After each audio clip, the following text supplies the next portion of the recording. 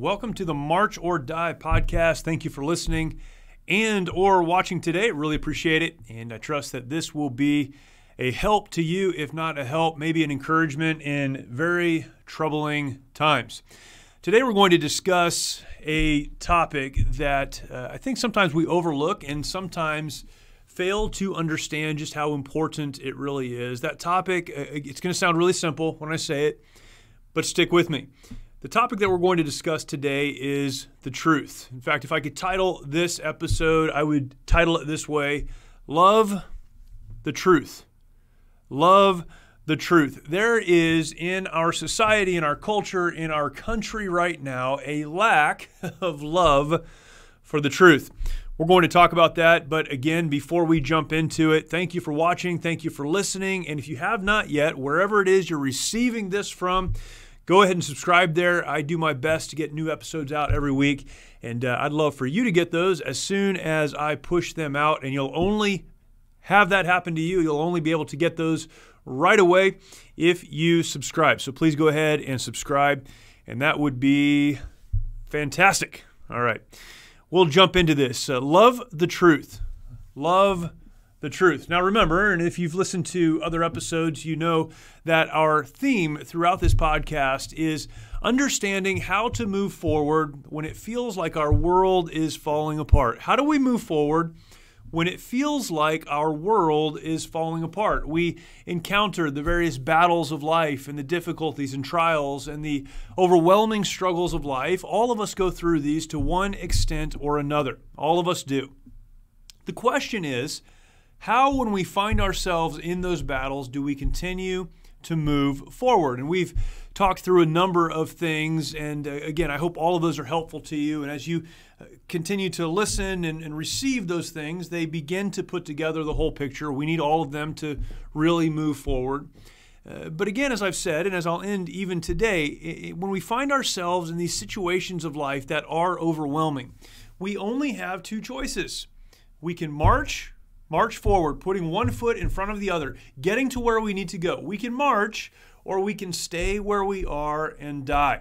And again, I've discussed this, but death is not always the physical kind. In fact, there are many people who are living, who are breathing, who are going to work, who are doing their thing, but really because they're not aligned to the purpose for which they were created, in a lot of ways, they are very dead. You can march, moving forward, getting beyond the battle, or you can stay where you are and die, just passing time, hitting it in neutral, and getting by. And a lot of people do that. But the kind of life that we would like to live, I hope, at least the kind of life that I would like to live, is one that is always pressing forward in spite of the difficulties, in spite of the overwhelming trials. One of the things you need to have in order to overcome in that way is a love for truth. We talk about courage. We deconstructed fear. We discussed purpose and meaning and value and identity, and all of these things are necessary. But we'll never get to where we really need to be. We'll never move to the point we hope to be if we don't have somewhere deep inside of us a love for truth. We live in a world that is so pragmatic. Every person, it seems, is doing exactly what is right for them. The truth, if they can have it, they're happy to, but they're willing also to set it aside because it may not serve their purpose. So many in our culture are pursuing whatever it is they need to pursue to make themselves feel happy or valuable or worthwhile, to get what they want. And they're doing that while ignoring truth, and then they wonder why it is that they end up in the wrong place. When we encounter the battles, the trials, the tribulations, the difficulties of life, if we don't have a real love for the truth, we may want to march forward. We may want to move to that next place, whatever that next place is. But because we don't love the truth, we don't value it, we don't hold it up, we'll take the wrong step at the wrong time and end up in the wrong place. I have spent a lot of time perfecting the art of land navigation. Talk about survival. That's all I've done with land navigation. I came into the Marine Corps, and one of the things that every Marine learns is land nav. And things have changed so much in the 20 years since I went into the Marine Corps. Everyone uses GPS now. But there was a time, believe it or not, where we used an actual map and a real compass. We had to know what all the lines on the map meant and what the squares represented and how to use that along with the compass to get to where we needed to go. This was a very important skill. I learned land navigation as I came into the Marine Corps in Quantico, Virginia, and I'll tell you, it was so hard for me to figure out. Eventually I did, and it was great once I did. It was like the lights came on, but that came at the end of many, many, many hours wandering through the woods of Quantico, Virginia, trying to figure this thing out. And I learned a lot during that time. One of the things I learned was this. If you've been given a point to move to, and there's trees in your way, and there's hills, and there's draws and streams, and all of the things that will get in your way over a distance. If you use the compass and you align that to where you're supposed to go on the map, if things are right, you'll get there, and it doesn't matter what's in your way. But if you're off just a little bit, you will miss your target completely. I wasn't smart enough to cheat the system in land navigation, but some of the other folks that I was with really did understand the whole process and could cheat the system and not use the compass because they could see the map and know where they needed to go. But you know what's funny? If you tried to go around and you got lost, it was very, very difficult to get back on track if you weren't holding that compass and walking as the azimuth, as the arrow, as the direction told you to go. I eventually figured out how to get in the right place because I figured out how to follow true north. And yet in life, so many people are ignoring the arrow that puts them on the azimuth, the direction of true north.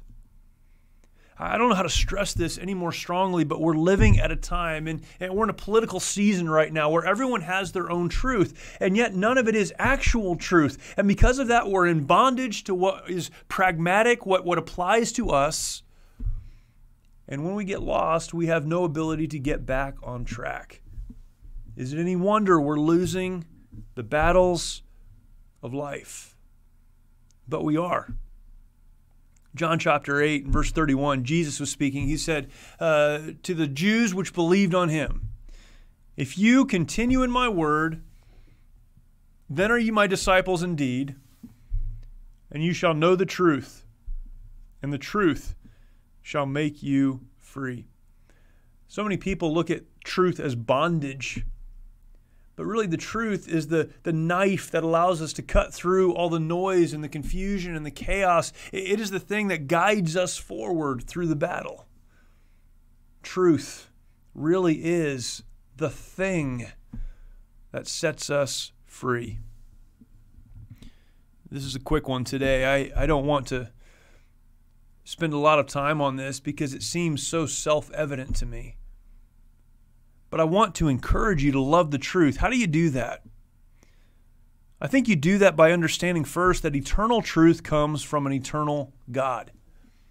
So much of the reason that people in our culture are missing the truth is because they're looking for it, the truth, in things that are not eternal, things that do change. Truth shouldn't change. I understand there are relative truths relative to whatever situation you find yourself in, but there is also eternal truth. That comes from an eternal God, a God who does not change. And in order to know that truth, we need to study what He has to say. Now, thankfully, we have the Bible. If you don't read the Bible, I would encourage you to. If you look in your life or around in your life and ask why it is that you feel lost, maybe it's because you're looking for truth in the wrong place, when God has given us eternal truth.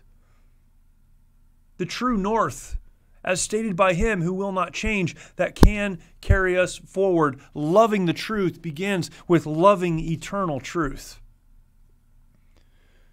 Also, I think it's important, particularly at this day and age, this time in which we live, to when loving the truth, as Ronald Reagan made so famous, trust but verify. We need to be very careful about not simply absorbing, taking in, consuming what we're told.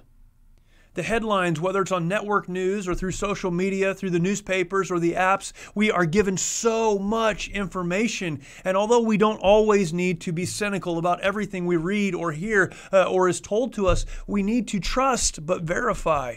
Do your own research. We've lost the ability as Americans, it seems, to do our own research. We simply take whatever it is the source that we trust tells us. We need to learn how to verify the truth. Do the research, get beneath the headlines, if you will, and figure out what the real story is.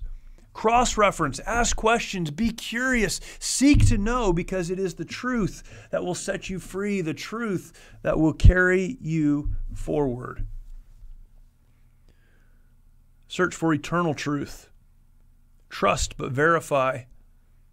And I'd say this, and this is the hardest one perhaps, hold yourself to the standard of truth.